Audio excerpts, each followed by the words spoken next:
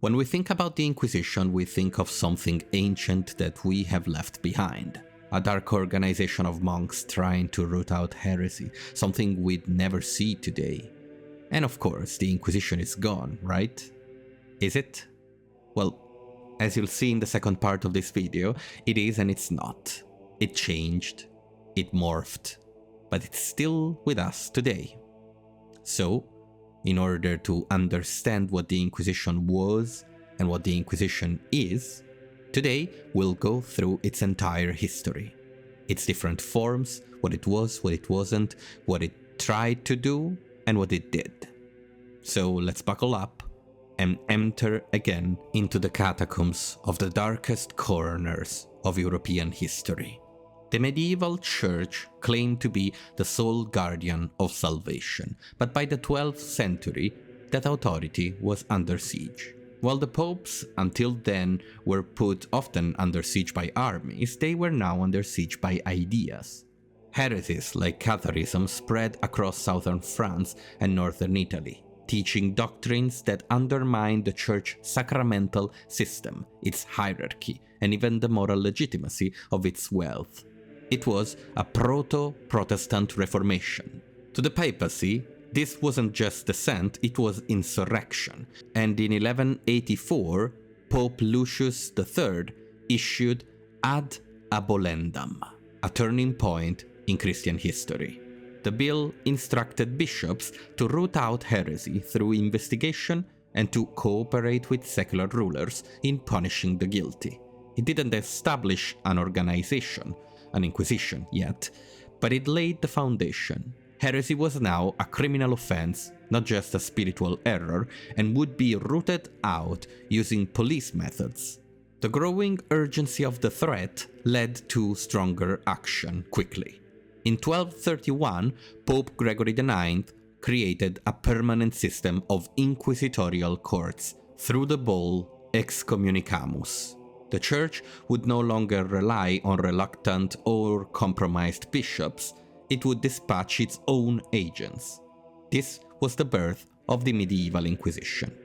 Now, why was this necessary?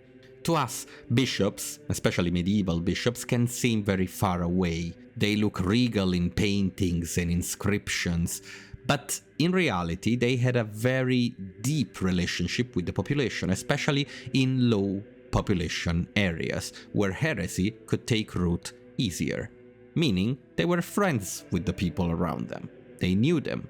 They were cousins. They were brothers. Sometimes they were lovers.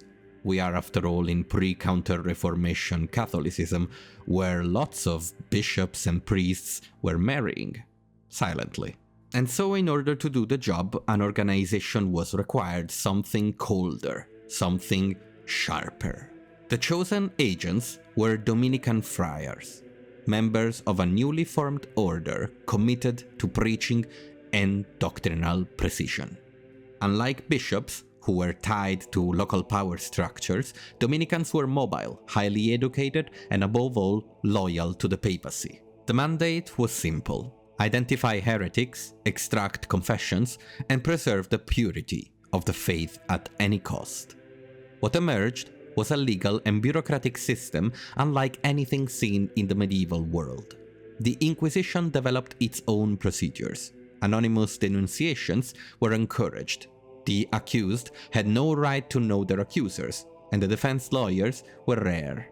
Heretics were presumed guilty unless they could prove otherwise. Remember, this was a moral trial, meaning to be a lawyer for someone could be dangerous in itself. After all, who would be a lawyer for a heretic other than a heretic? The use of torture was introduced in inquisitorial procedures in 1252, authorized by Pope Innocent IV through the bull Ad Extirpanda. The use of torture was limited in theory. It could not draw blood or endanger life, but it was used extensively. The goal was repentance, not information in itself. A confession was seen as both proof of guilt and a step towards salvation. Sentences varied. The truly penitent might be forced to wear a yellow cross on their clothing. undertake pilgrimages, or suffer public flagellation. But the unrepentant, or the relapsed, were handed over to secular authorities. These powers, not bound by laws of mercy, as the Catholic Church would say at the time, would execute the sentence, usually burning. The burnings in themselves were public ceremonies where the penance was performed, judgments announced, and sentences carried out. They served a dual purpose: spiritual purification and political warning.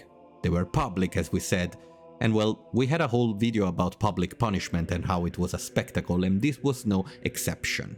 It was both entertainment and spiritual theater. Inquisitors operated with wide discretion. In cities like Toulouse or Carcassonne, they interrogated entire neighborhoods, as we'll see later in the Spanish Inquisition. Confessions were often extracted by threats, leading to a ripple effect. One named would yield 5 more. Families were shattered. Entire villages were condemned. Inquisitorial records reveal chilling efficiency. Pages upon pages of confessions, recantations, and property seizures. Now, let's stop for a second. We will see that the Inquisition had many forms, and some were as deadly as we're saying, but some were not, so let's not cast a wide judgment yet. But what I want to focus on is the record keeping. The Inquisition, while of course a dark corner of European history, has its perks for a historian or a history enthusiast. They were one of the best record keepers ever. Most of our history of the family, medieval times, of how people lived, what they believed, anything, even divorce, can only be studied because of inquisitorial records. Every trial was recorded, every testimony recorded, and inquisitorial archives were protected as much as possible. Some burned down, some were lost, but we have an ungodly amount of the records at our disposal today. Now, not everyone complied with the Inquisition. In 1234, the people of Narbonne rose in open revolt against the Inquisitors. In 1242, in the town of Avignonet, a group of Cathar sympathizers murdered 2 Dominican Inquisitors in their sleep. But these were isolated rebellions. The system endured and grew. By the time of the 13th century, the Inquisition had become more than an emergency measure. It was a standing arm of papal governance, and it was beginning to professionalize. Here we get to a key character in the inquisitorial evolution. An Italian author, Valerio Evangelisti, even wrote a series of adventure books about him. Sherlock Holmes in medieval times, we could say. I'm talking about Nicholas Eymerich, born around 1320 in Girona, Catalonia. Joined the Dominican order early and rose quickly. In 1357, he became Inquisitor General of the Crown of Aragon. But what distinguished him wasn't his brutality, it was his intellect. Eymerich wasn't content to practice Inquisition, he wanted to perfect the organization, to make it better. His most enduring legacy is the Directorium Inquisitorium, written around 1376, a cold, meticulous manual for inquisitors that would become the standard reference for centuries. It is both a legal guide and a philosophical treatise, a window into the logic of institutional persecution, and honestly, if you want to understand medieval mentality, I would suggest you take a look at this one. Eymerich wrote this book as a methodical response to the growing complexity of heretical movements and the increasing resistance to inquisitorial power. He also wrote defensively. Eymerich had been temporarily exiled from his post after political pushback in Aragon. The Directorium was his intellectual comeback, a way to reassert control over the machinery of faith. The structure of the manual is striking. Eymerich opens by listing types of heresies, organized with scholastic precision: Manichaeism, sorcery, Judaism, Islam, apostasy, superstition, For each, he provides signs, typical behaviors, and recommended lines of questioning. He is particularly obsessed with ambiguous answers. He warns inquisitors to press further when a suspect gives unclear or overly theological responses, seeing such language as signs of cunning heresy. A heretic, he believed, is often a wolf in theologian clothing. The Directorium also gives direct instruction of the use of torture. Emmerich defends it openly, justifying its use by quoting church fathers and Roman law. He insists that repeated questioning under torture is acceptable so long as new evidence or fresh suspicion arises, a loophole that effectively allows unlimited sessions. He even suggests that specific techniques should be used: deprivation, psychological pressure, controlled physical pain. All of it, he claims, for the good of the heretic soul. It is a moral good to inflict pain. If you think we have reached the most merciless point of the Directorium, you are wrong. Emmerich encourages inquisitors to question minors and use them against their parents if necessary. He also promotes confiscation of property, not merely as punishment, but as a deterrent and financial engine for the Inquisition itself. Emmerich is thinking logistically. He wants the procedures to continue, and to do so they need money. So heretics become resources to be harvested, making the Inquisition a self-sustaining machine. Emmerich's recommendations shaped inquisitorial practice across Spain, Italy, and beyond. Later inquisitors, especially those in the Spanish Inquisition, would cite his work extensively. The book was reprinted well into the 16th century and can be found today. And yet Emmerich never saw himself as an innovator. He claimed to be defending orthodoxy, tradition. He saw his work as a holy one. After all, in his own words, he who does not correct the sinner shares in his damnation. But Emmerich did more than correct. He turned the Inquisition from a reactive tool into a predictive machine, one that could identify, isolate, and destroy heresy before it spread. And it worked. The last Cathars were gone, the Valdesians driven underground.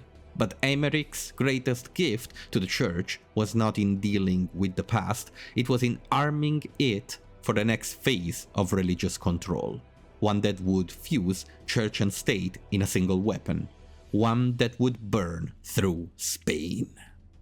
The Spanish Inquisition was born not in Rome, but in the court of the Catholic monarchs.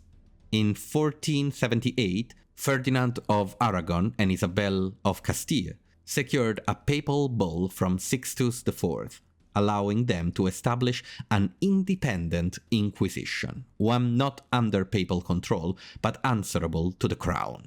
This marked a turning point. The Inquisition was no longer merely a spiritual tribunal, it became a national tool of statecraft. Now, why was this tool necessary? The answer came soon. In 1492, Spanish Catholic monarchs issued the Alhambra Decree, expelling all Jews who refused to convert.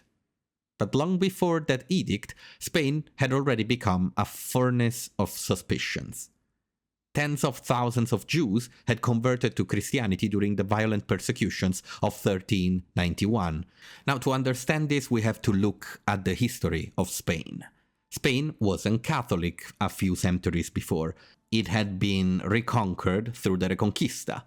Not only that, but it was one of the main targets of the diaspora of the Jews.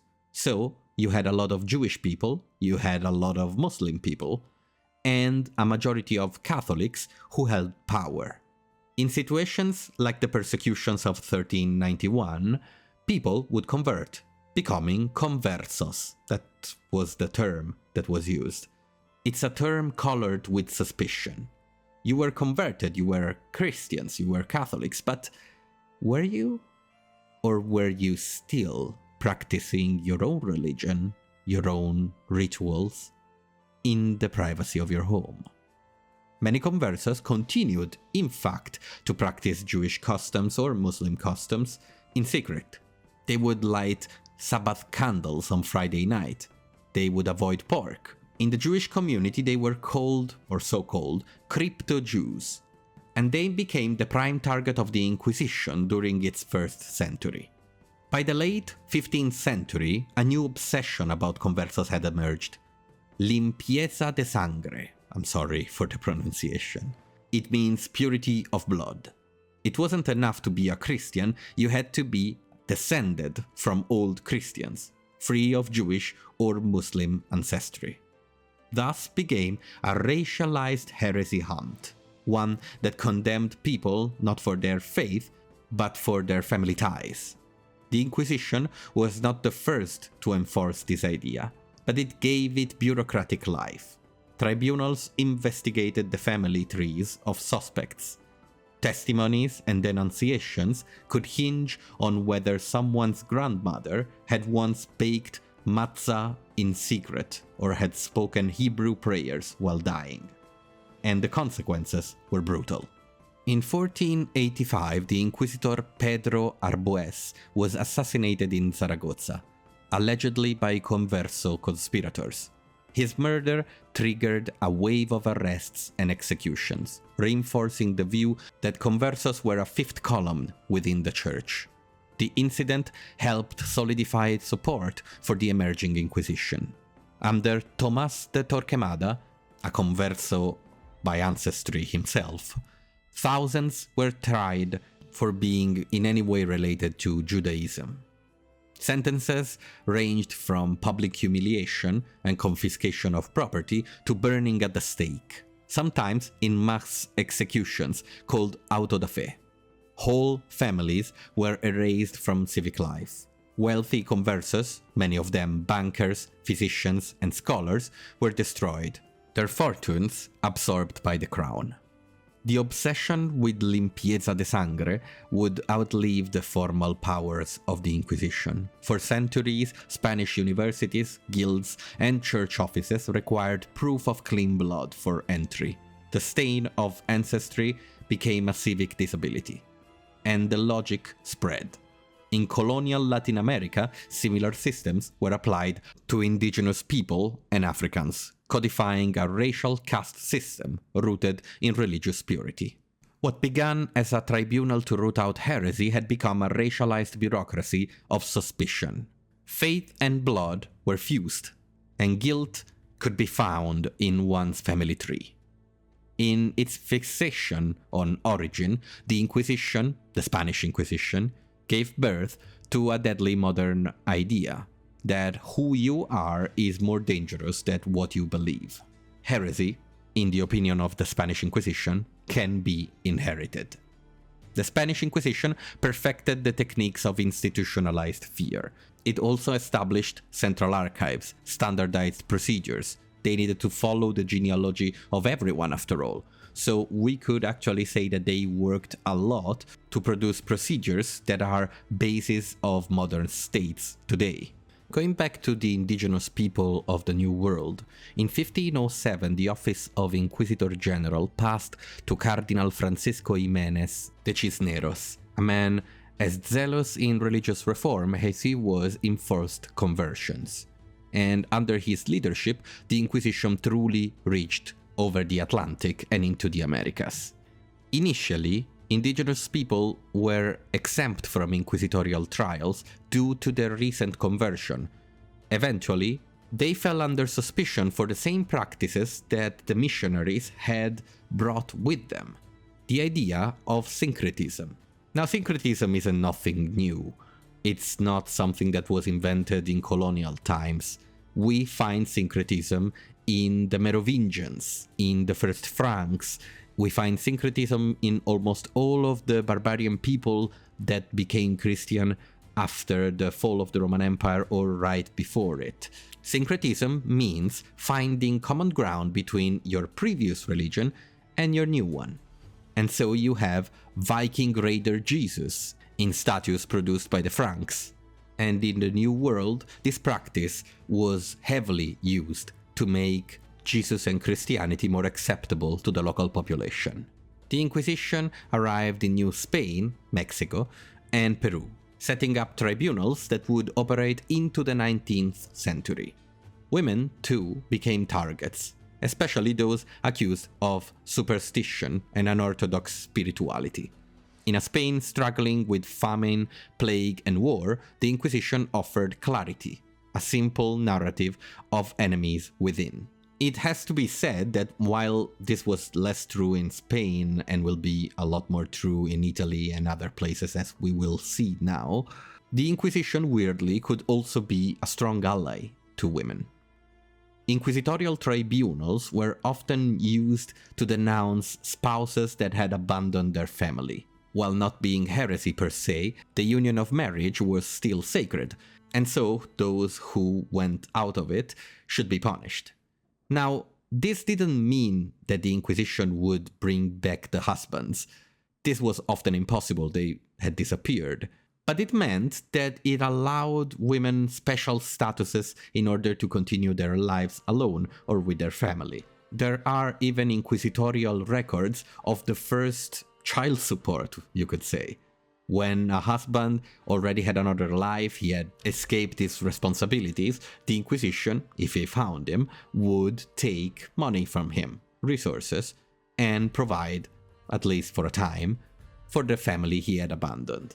Even today, in places like the Archivio Histórico Nacional in Madrid, you can find traces of all of these activities, from the darker to the almost comical to the even positive effects. Now, the Spanish Inquisition was in effect the world's first totalitarian surveillance state. It pioneered techniques of population control through documentation, psychological pressure, and ritualized terror that would be used in modern times in ways we absolutely can recognize without me citing them. Even the papacy, alarmed by its excesses, tried to rein it in. Sixtus IV complained bitterly about its abuses, but Ferdinand ignored him. And so, if Spain does it wrong, maybe Italy can do it right. In 1542, amid the firestorm of the Protestant Reformation, Pope Paul III established the Congregation of the Holy Office of the Inquisition, better known as the Roman Inquisition.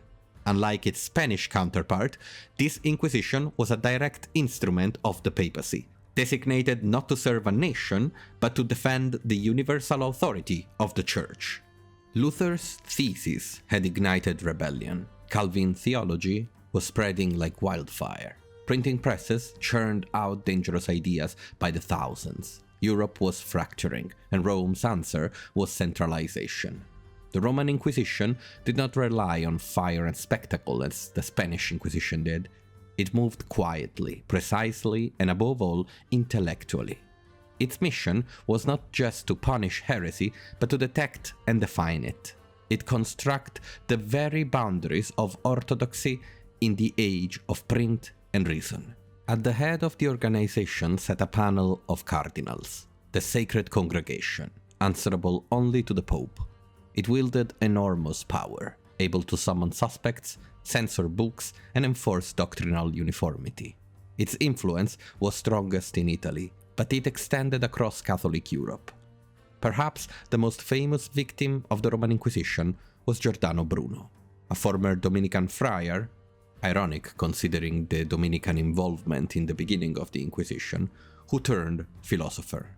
Bruno was spreading dangerous ideas. He thought the universe was infinite, he rejected transubstantiation, all beliefs that were more than heretic, they were corrosive of the Catholic cosmology. After 8 years of interrogation, he was condemned and burned alive in the year 1600 in Campo dei Fiori in Rome. It has to be said that the Roman Inquisition really didn't want to burn Giordano Bruno, that's why the interrogation took 8 years. They wanted him to recant his testimony, they wanted him to turn back. While the burnings in Spain were created by the Inquisition to show everyone their power, to create a spectacle of faith and punishment, the burning of Giordano Bruno was a defeat. By being burnt at the stake, Giordano made his ideas immortal. He made himself a new kind of martyr, just like the ones of the beginning of Christianity. And it's not like the contemporary Inquisition members weren't aware of that. It's just that, well, in a certain sense, he didn't leave them any choice. They couldn't just let him go after 8 years of interrogation. Bruno's trials records are meticulous. The charges against him reveal the Inquisition's broader anxieties. They feared metaphysical contagion, ideas that could unmake reality in a certain sense. Then came Galileo Galilei, whose telescopic observations confirmed the Copernican model. Initially praised by church officials, Galileo's growing confidence and his 1632 publication Dialogue Concerning the Two Chief World Systems alarmed the Roman Inquisition. Though he framed his argument as a dialogue, the position of the Copernican advocate was unmistakably sympathetic. Galileo was summoned in 1633 under threat of torture. He recounted, whispering, perhaps apocryphally, "Eppur si muove," and yet it moves. He was sentenced to house arrest for life. The Inquisition banned his work and forbade the teaching of heliocentrism as a fact. This is what they wanted to do, more or less, to Giordano Bruno. So in all of this, the Roman Inquisition was fighting a war between revelation and observation, between doctrinal control and accelerating the freedom of thought of the scientists. The Inquisition's goal wasn't just to silence Galileo, it was to preserve a cosmological order grounded in theology. Beyond the courts, the Roman Inquisition's reach extended into everyday life through book censorship. The Index Librorum Prohibitorum, the Index of Forbidden Books. It grew rapidly after 1559. It banned everything from Protestant theology to Renaissance poetry, political theory, and vernacular Bibles. Even works by devout Catholics, like Erasmus from Rotterdam, found themselves condemned. Printers across Europe were required to submit works for approval. Booksellers had their inventories inspected and needed the imprimatur to print. The imprimatur was a seal that was applied by the Inquisition to the book, marking it as safe for consumption and production. Even opera books, libretti, the little books that contain the story of an opera, were subjected to imprimatur. The Roman Inquisition, of course, also targeted mysticism, especially among women. One notable case is Giulia di Marco, a laywoman from Naples who claimed to receive divine visions and attracted powerful followers. She was arrested in 1598 and interrogated for nearly a decade. Though she avoided execution, she was ultimately condemned and her movement extinguished. Throughout all of this, the Roman Inquisition refined a pattern. It avoided mass executions and preferred public humiliation, exile, or, even more, silence.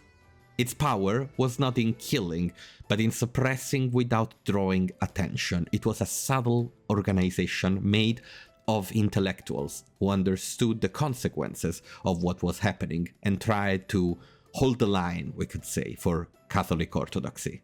But moving back into definitely mass executions, we will now march north, out of the orthodoxy of Catholic Europe, in another storm that brewed in Germany and other Protestants, not all Protestant, but many of the Protestant countries. One that would consume tens of thousands, mostly women, in one of the most violent outbursts of moral panic in European history, the witch hunts. It has to be specified that most of the witch hunts, and with most I mean an overwhelming majority, wasn't perpetuated by the Inquisition. But right now, as a concept, witch hunts are often put side by side with the Inquisition, so I think it's worth for us to take a look at it. Between the 15th and 18th century, over 50,000 people were executed for witchcraft across Europe. And though inquisitorial courts sometimes participated, particularly in early modern Italy and Spain, the epicenter of violence lay elsewhere, In Germany, Switzerland, Scotland, Scandinavia, and the Protestant and Catholic borderlands of Central Europe. The irony is sharp. While the word Inquisition conjures images of witches on pyres, the Roman and Spanish Inquisition were often skeptical of witchcraft claims. In contrast, secular courts and local religious judges in Northern Europe were far more likely to pursue and execute alleged witches, often in brutal and frenzied ways. In this difference, we find the origin of the Inquisition again. The Inquisition existed because it was independent. The idea was to have independent judges detached from the local situation. When you have a judge that lives near the hypothetical witch, he is often afraid. For his children, for himself, he is taken by the same madness as everyone else. That is why an inquisitor was considered to be better. But you couldn't always have an inquisitor. Let us first add ideological fuel to the pyre. In 1487, two Dominican inquisitors, Dominican again, Heinrich Kramer and Jacob Sprenger, published the Malleus Maleficarum, the Hammer of Witches. Though technically rejected by the Inquisition and many theologians, the book became wildly popular, especially in German-speaking lands. It argued that witches, mostly women, were agents of the devil, who made pacts through sex, attended Sabbaths, killed children, and sowed storms. The Malleus is certainly a sensationalistic book, but it's hard to put every blame on the Malleus itself. It only represented anxieties that existed in society.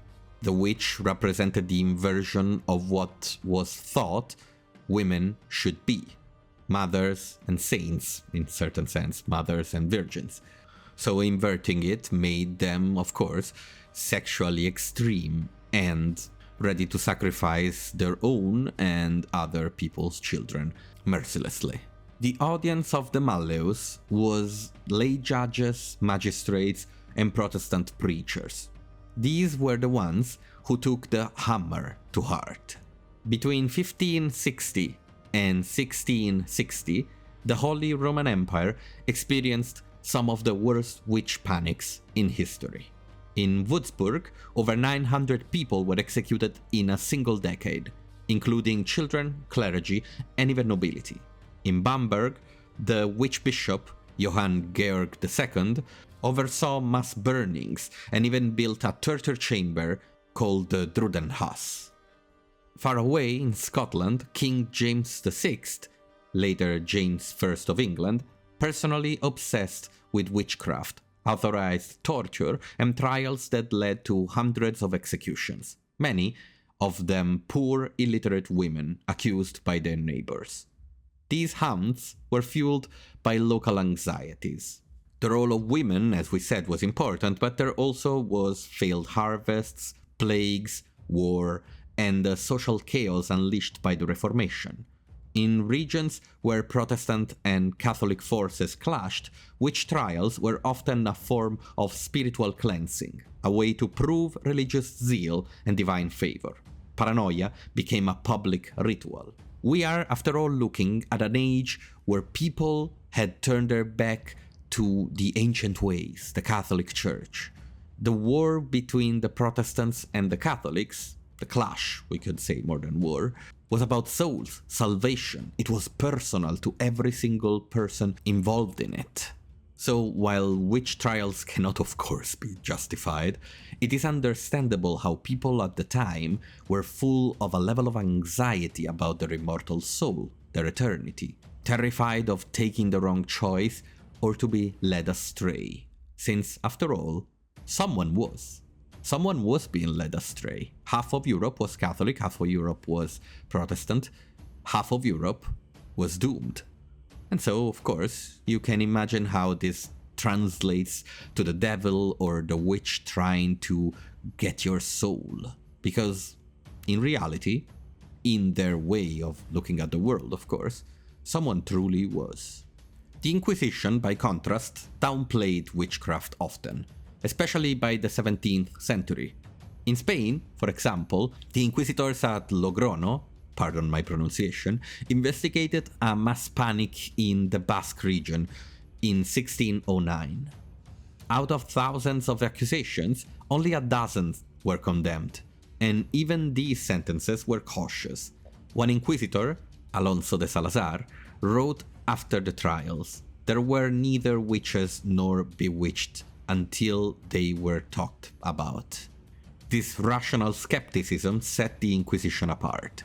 The institution was brutal, yes, but it was also centralized, legalistic, and ultimately concerned with heresy, not magic. Witchcraft, in its folk and demonic forms, was marginal to its mission, something that peasants would think about, not intellectuals. The great witch hunts of Northern Europe were not inquisitorial phenomena. They were the product of fractured states, local courts, and a desperate need for scapegoats in a world breaking apart. But it has to be said that they of course took from the playbook of inquisitors. The authors of the Malleus were inquisitors after all. So, in a way, there is an influence of Inquisition into the activity of non-inquisitors. And yet, in a strange way, if those regions had the Inquisition, they would have probably had less death. By the 18th century, the Roman Inquisition no longer commanded the same terror it had in Bruno's or Galileo's time. But that didn't mean it was gone. It had simply settled into the bloodstream of the church, becoming more bureaucratic than theatrical, more clerical than spectacular. This era was marked by paradox. The Enlightenment challenged the religious authority, yet the Inquisition tightened its internal controls. Public burnings and high-profile trials waned, but a new mode of enforcement emerged, one that emphasized doctrinal orthodoxy over public punishment. In 1758, Cardinal Carlo Rezzonico, later Pope Clement XIII, presided over a congregation that still censored books, issued theological rulings, and persecuted clergy for deviating from church teachings. But the larger drama was unfolding outside of Rome. The Enlightenment had changed the playing field. Philosophers, like Voltaire and Diderot, openly mocked the Inquisition. Voltaire's Candide features a brutal satire of the auto da fe. Criticism of inquisitorial methods became part of broader Enlightenment ideology. Reason against superstition, liberty against tyranny. In Catholic countries, kings began to push back. The Portuguese Inquisition was curbed under the Marquis of Pombal. In Spain, Charles III expelled the Jesuits and gradually reduced inquisitorial power. Even in Rome, reformist cardinals began to see the Inquisition as an embarrassment to modern statecraft. And yet, the congregation endured. Its secret archives swelled with cases, many involving now internal church discipline. Priests accused of Jansenism, mysticism, or sexual misconduct faced its tribunals. So did laity spreading heretical texts or attending unauthorized spiritual gatherings. One striking case is that of Francesco Antonio Zaccaria, a Jesuit historian and theologian, censored multiple times by the Inquisition in the mid-18th century for defending controversial theological positions and publishing without prior approval, the famous imprimatur. His career became a cautionary tale of intellectual ambition colliding with institutional scrutiny. The Inquisition also played a role in managing internal dissent and mystical enthusiasm. The 1770s saw investigations into various visionaries, including Maria Francesca delle Cinque Piaghe, so Maria Francesca of the Five Plagues, whose extreme asceticism and claims of divine intimacy drew suspicion.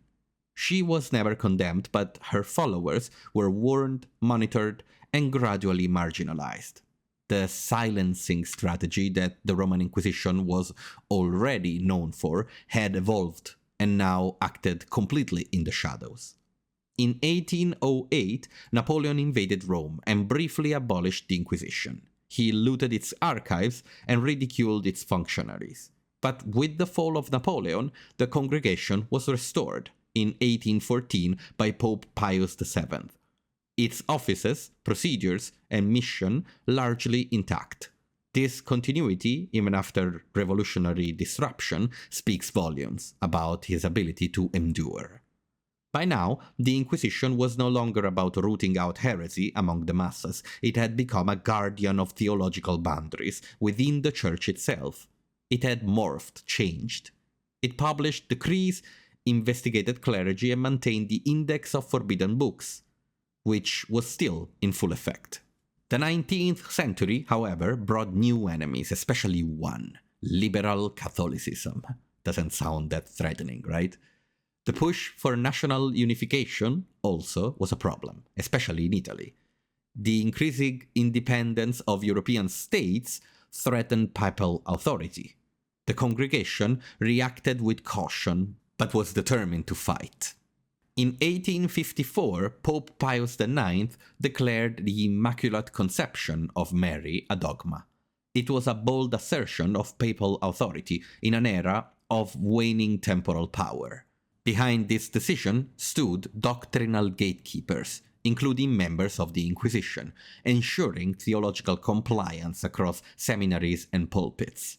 Pius IX would later preside over the First Vatican Council between 1879 and 1870, which defined the dogma of papal infallibility. Once again, the congregation played a crucial backstage role, reviewing theological submissions and shaping the intellectual framework of the council. They were the hand behind the action of the popes, and the ones who would ensure that the priests on the ground wouldn't fly off the handle. Then came the final blow to the temporal power of the pope. In 1870, the Kingdom of Italy seized Rome. The papal states fell. The Pope declared himself a prisoner in the Vatican. The Inquisition, now without the arm of the state to enforce its ruling, appeared completely obsolete. And yet, it remained quiet and unyielding. Because the real shift had already occurred. The Inquisition had moved inward. No longer needed auto da fe or public trials. It had become a curial core of ideological enforcement. A watchdog of orthodoxy buried deep into the machinery of the Catholic Church. It burned people with whispers, not matches. Its name was still the Sacred Congregation of the Holy Office, but soon it would be known simply as the Holy Office. It was under Pope Leo XIII that the Holy Office began confronting new threats at the end of the 19th century. Not Protestantism or heresy, not even mysticism or doctrinal liberties taken by liberal Catholics, but modernism, a movement among Catholic scholars that sought to reconcile church doctrine with modern philosophy, science, and historical criticism. The defining moment came under Pope Pius X, who in 1907 issued Lamentabili Sane Exitu, and the encyclical Pascendi Dominici Gregis, which collectively condemned modernism as the synthesis of all heresies. The Holy Office enforced this campaign. Every priest and theologian was required to take an oath against modernism. Seminaries were purged, suspect books were banned or corrected. One high-profile case was that of George Tyrrell, an English Jesuit and modernist theologian. He was expelled from the Jesuits in 1906 and excommunicated in 1908. Denied a Catholic burial, his body was interred in a civil cemetery. His crime? Attempting to reconcile Catholic doctrine with historical biblical criticism and democratic politics. The Holy Office now preferred this quieter, non-lethal marginalization. A theologian might be silenced, reassigned, or excommunicated, but not tried in public. The age of bonfires was over, but the age of violence had just begun. In the 1920s and 30s, fascism rose across Europe, and the Holy Office largely avoided confrontation with totalitarian regimes. Instead, it focused on internal threats. Under Pius XII, in his Holy Office, led by the conservative Cardinal Alfredo Ottaviani, a tight leash on theological innovation was kept, especially in the wake of World War II. Ottaviani was a symbol of silent orthodoxy. His office scrutinized theologians like Henri de Lubac, Yves Congar, and Teilhard de Chardin, all of whom would later be vindicated. Their writings were placed under suspicion or banned outright. Their careers stalled, their ideas seen as dangerous. Even in the 1950s, the Holy Office maintained the Index Librorum Prohibitorum. It included works by Victor Hugo, Descartes, Sartre, and modern Catholics alike. Though increasingly out of step with the world, the index signaled that the Church still claimed the right to curate the boundaries of reality. And then, in 1958, came Pope John XXIII. In his eyes, this revolutionary pope saw that the Church had become too insular, too suspicious, too afraid. In 1962, he convened the Second Vatican Council, calling for aggiornamento, bringing the Church up to date. Inside the Vatican, this turned into a war. Ottaviani, still prefect of the Holy Office, resisted every step of reform. He tried to veto liberal voices against the Pope. He warned against change, but even with the battle raging, the council rolled on, led by voices he had once tried to silence: de Lubac, Congar, Ratzinger. In 1965, as the Vatican II concluded, Pope Paul VI took a dramatic step. He restructured the Holy Office, renaming it the Congregation for the Doctrine of the Faith, CDF. The term Inquisition was finally completely retired, not out of repentance, but as a part of a PR strategy. Ottaviani stayed on, after all, but his influence was fading. The name had changed, the building stayed, the mission endured. In 1981, Pope John Paul II appointed a brilliant but polarizing German theologian to lead the Congregation for the Doctrine of the Faith, Cardinal Joseph Ratzinger, a former liberal turned staunch conservative. Ratzinger would serve as prefect of the CDF for 24 years, longer than any man since the era of the Roman Inquisition.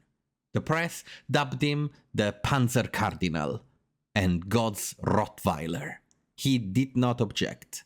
In his view, the Church was under siege, not by witches or heretics, but by moral relativism, liberation theology, feminism, and postmodern confusion.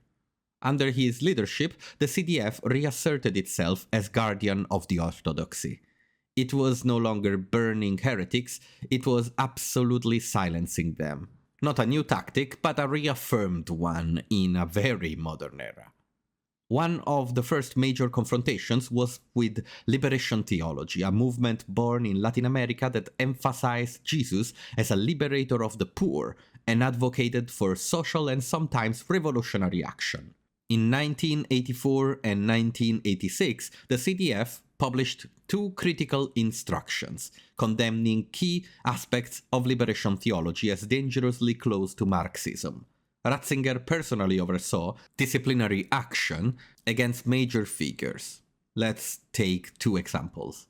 One is Leonardo Boff, a Brazilian Franciscan silenced in 1985 for his book Church, Charism and Power. When Boff was ordered not to speak or publish, he described the experience as a white martyrdom. Another was Gustavo Gutierrez, the Peruvian priest who coined the term liberation theology. He was never formally condemned, but his work was aggressively scrutinized, and his influence stifled within the official church structures. Ratzinger's CDF also targeted feminist theologians like Sister Margaret Farley, whose book, Just Love, would later be condemned in 2012. It was Ratzinger himself who condemned it after becoming pope for its views on same-sex relationships and sexual ethics. At the turn of the millennium, the congregation released Dominus Lesus, a declaration stating that salvation exists only through the Catholic Church and that Protestant and Orthodox communities were defective. The language caused outrage worldwide, but it was a reassertion of inquisitorial clarity. The boundaries of truth must be firm, even if they offend. Ratzinger also pushed against internal dissent in the West. When German bishops attempted to liberalize church teachings on contraception and marriage counseling in the 90s, the CDF intervened. Theologians in the US who challenged the church ban on contraception or homosexuality, like Charles Curran, were stripped of their right to teach Catholic theology. Throughout, Ratzinger emphasized a key shift. The Inquisition no longer required state power. In the global church of the 21st century, reputational damage, theological censor, and clerical isolation were the new weapons. But the CDF, of course, also maintained an internal tribunal system, investigating clergy not just for doctrinal error, but for misconduct, including sexual abuse. But even here, the institutions showed the limits of its reforms.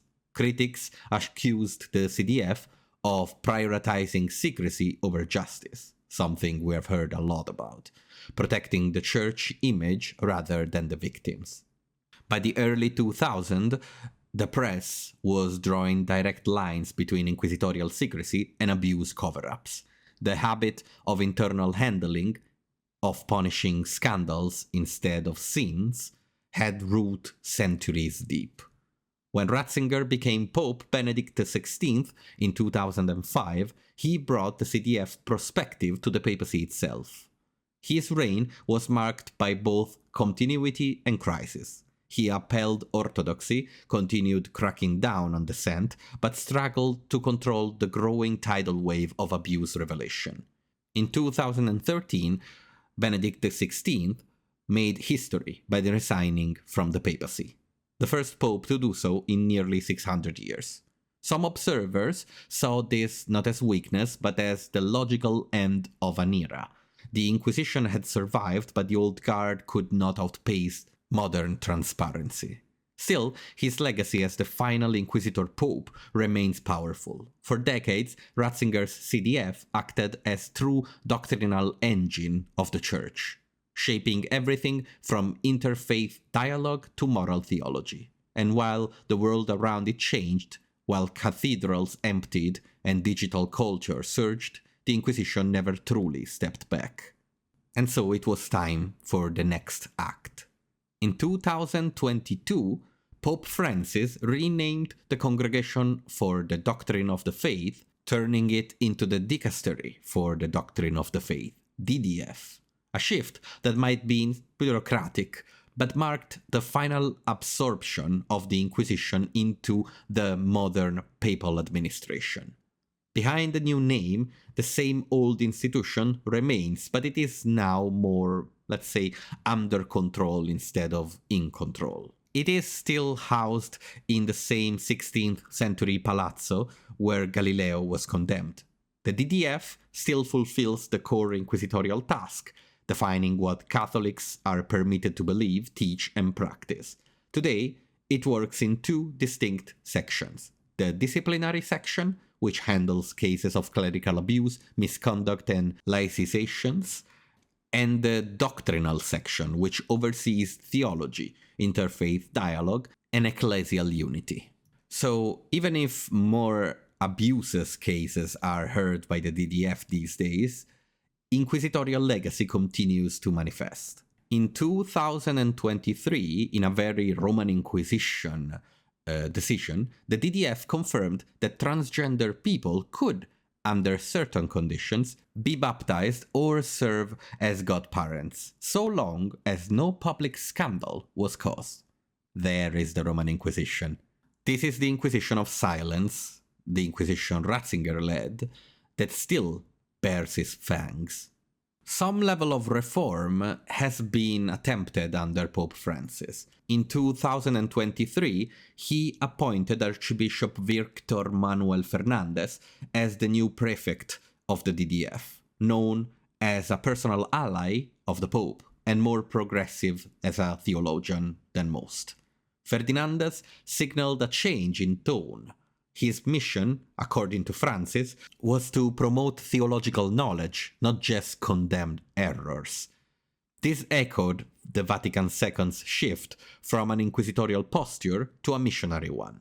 But critics pointed out that the DDF still exists. It still investigates theologians, it still shapes global Catholic orthodoxy, it may smile, but it carries a red pen, and so it still exists today. I hope you enjoyed this little inquisitorial history, and I do hope to see you in the comments and on my next video. Have a good one.